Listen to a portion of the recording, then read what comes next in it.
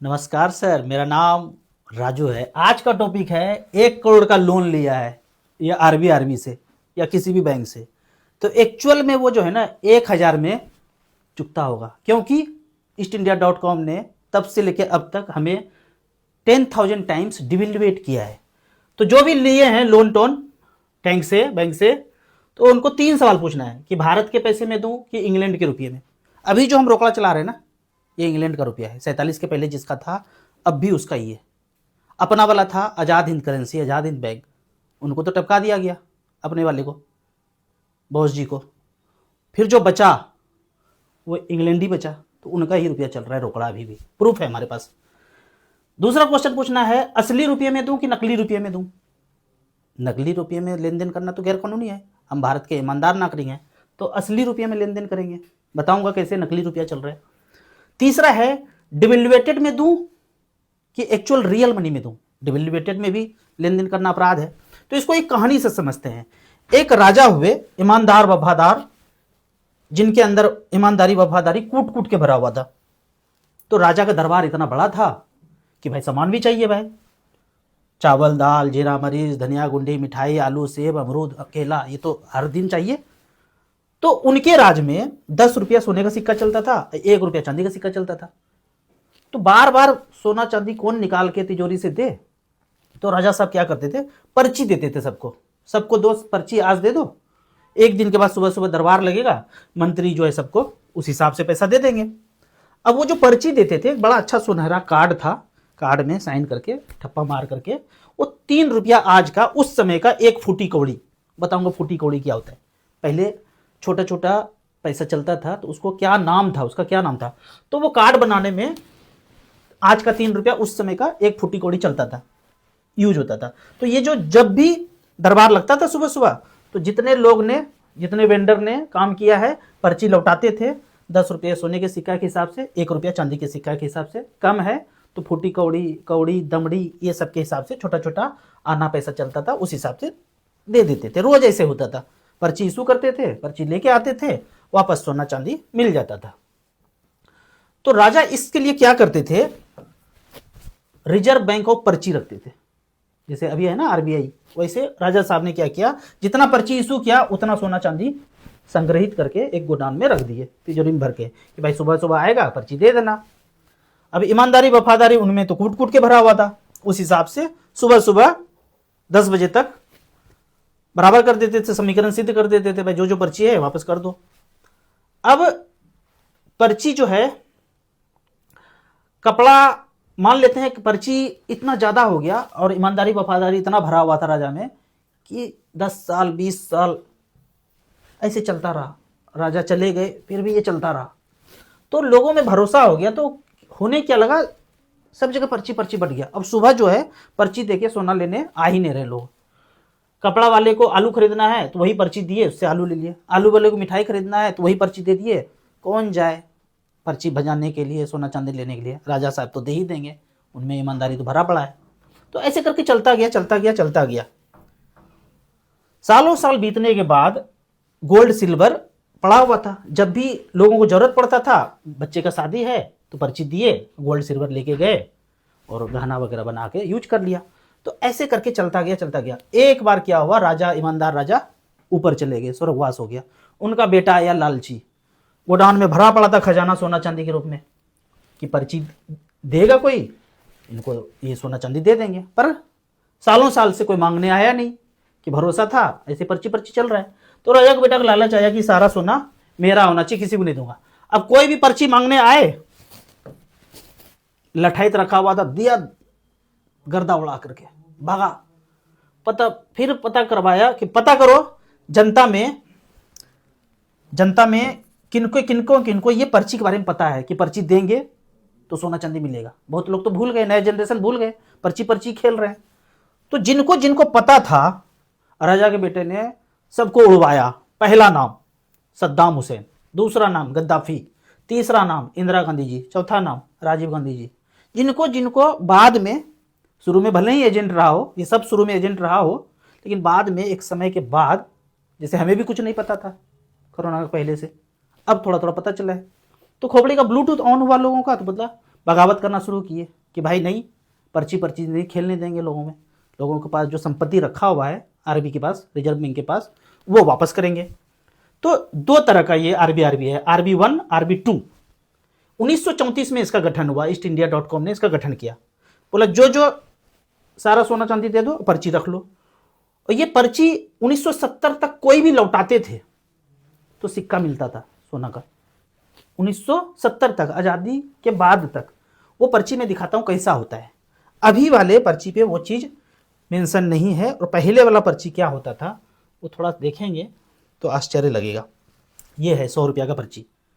I promise to पे the bearer on demand. On demand लिखा हुआ है इस पे, ऑन डिमांड। जब भी बोलोगे वो सिक्का 10-10 रुपये का, 10 सिक्का 100 रुपया का है तो 10-10 रुपये का, 10 रुपया मतलब एक सोने का सिक्का, 1 रुपया मतलब एक चांदी का सिक्का, तो 100 रुपया है तो 10 सिक्का तिजोरी से निकाल करके, रिजर्व बैंक ऑफ इंडिया से निकाल करके बंदे को दे दिया जाएगा ऑन डिमांड। ये वर्ड आज वाला नोट को आप निकालिए, दूरबीन से देखिए, छोटा छोटा लिखा हुआ है, ऑन डिमांड लिखा हुआ नहीं है। और दूसरा चीज लिखा हुआ था at any office of issue, किसी भी बैंक से कहीं से भी इशू हुआ था उसको आप लौटाइए, आपको सिक्का मिल जाएगा। ये दोनों चीज चुपके से 1970 के तकरीबन 67, 68, 69, 70 के बीच डिलीट कर दिया धीरे धीरे करके, और गांधी जी का फोटो चिपका दिया चुपके से। RTI में जवाब है कि क्यों किया ऐसा। ऑन डिमांड, ये पर्ची के बदले वो गोल्ड, राजा का बेटा बोला नहीं दूंगा, आओगे मार के भगा दूंगा, अपना लठैत रखा है। जो भी मारे जनता को वो उनका लठैत था। आज के डेट में जो भी जनता को डंडा मारे वो राजा का लठैत हुआ।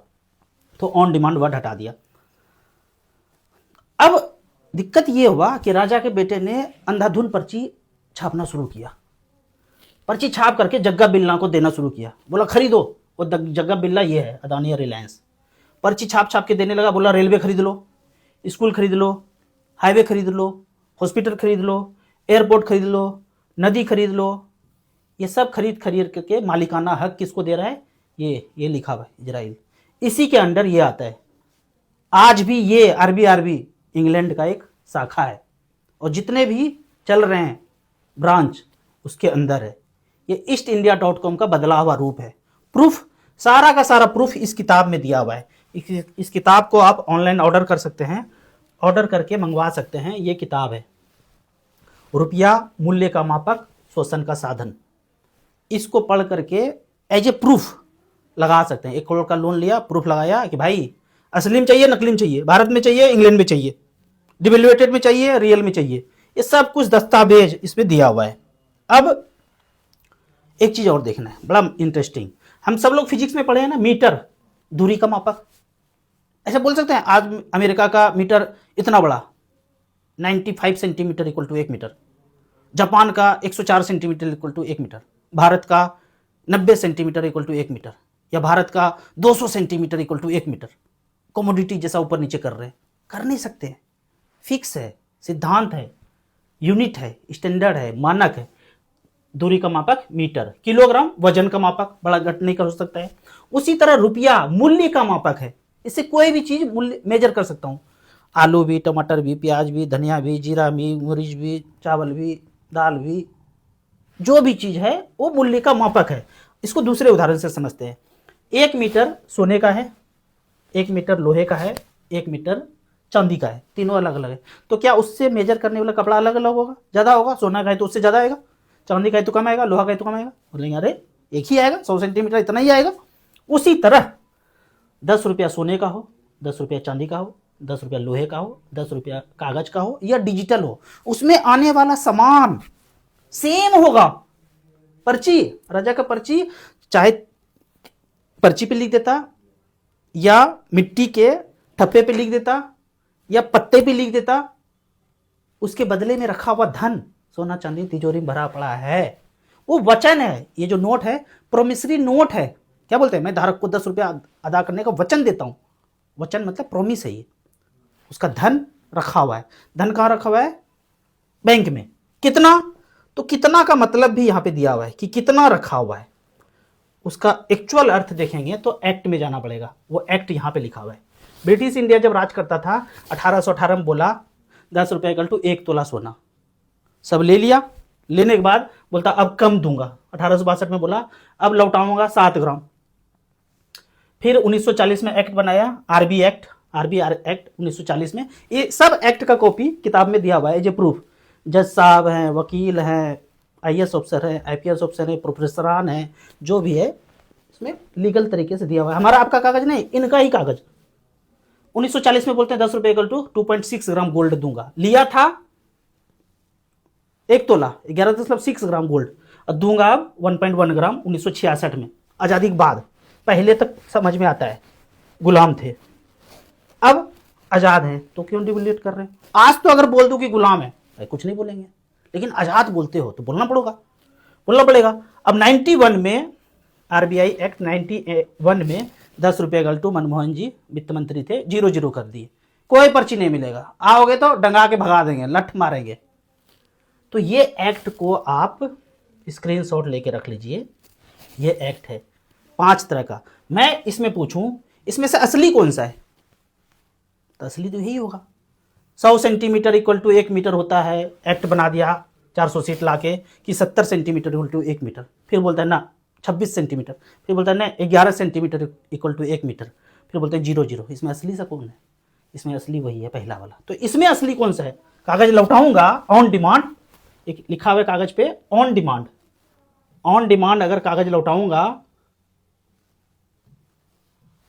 तो हमें कितना मिलेगा? ये कागज लौटाऊंगा 10 रुपये का तो कितना मिलेगा?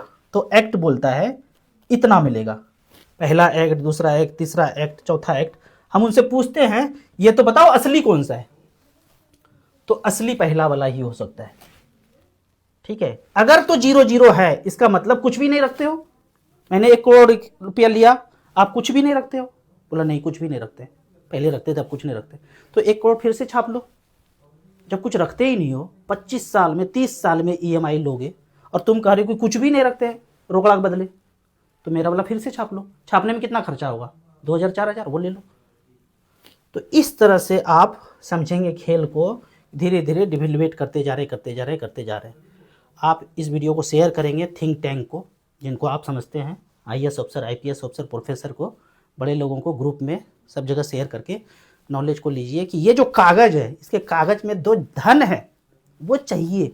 अगर कुछ भी नहीं है तो भाई जितना लोन लिया हूँ फिर से छाप लो। वीडियो अच्छा लगता है तो लाइक शेयर कीजिए। और इस वीडियो में, इस चैनल पे जा करके प्लेलिस्ट में 6 वीडियो है, इसको गहराई से देखेंगे तो खोपड़ी का ब्लूटूथ ऑन होना पक्का है। 6 वीडियो है इस चैनल पे, इस राजू चौधरी चैनल पे जाएंगे, इसके प्लेलिस्ट में 6 वीडियो है। कोई कितना भी लोन लिया हो, कार लोन हो गया, हाउस लोन हो गया, एजुकेशन लोन हो गया, कुछ भी, इसके वीडियो में डिस्क्रिप्शन में दस्तावेज भी है 26 पेज का, वो लगा दीजिए। मना नहीं कर रहे हैं आपकी नहीं दूंगा, असली पैसे में दूं कि नकली पैसे में दूं, भारत के पैसे में दूं कि इंग्लैंड के पैसे में, ये मना नहीं कर रहे हैं कि हम नहीं देंगे। हम भारत के ईमानदार वफादार नागरिक हैं, हम सारा काम अच्छे से करते हैं, तो हम कोई भी गद्दारी नहीं करेंगे। हम भारत के असली रुपये में देंगे। अभी जो चल रहा है इंग्लैंड वाला चल रहा है, हमको भारत के रुपये में चुकाना है। तो भारत के रुपये में चलता था 10 रुपया में 1 तोला सोना, 10 रुपया में 1 तोला सोना। 1 तोले का सोना का कीमत 1 लाख रुपया हो गया। होना नहीं था, 10 रुपये ही रहना था। 1 लाख तुमने डिवेल्युएट करके कर दिया, यानी कि 10 रुपये इक्वल टू 1 लाख, यानी 10,000 टाइम्स हमको तुमने डिवेल्युएट किया। यानी कि 1 करोड़ डिवाइडेड बाय 10,000 करेंगे तो 1000 में चुकता होता है। इस सब का प्रूफ किताब में दिया हुआ है। वीडियो अच्छा लगता है तो लाइक शेयर कीजिए। Thank you so much.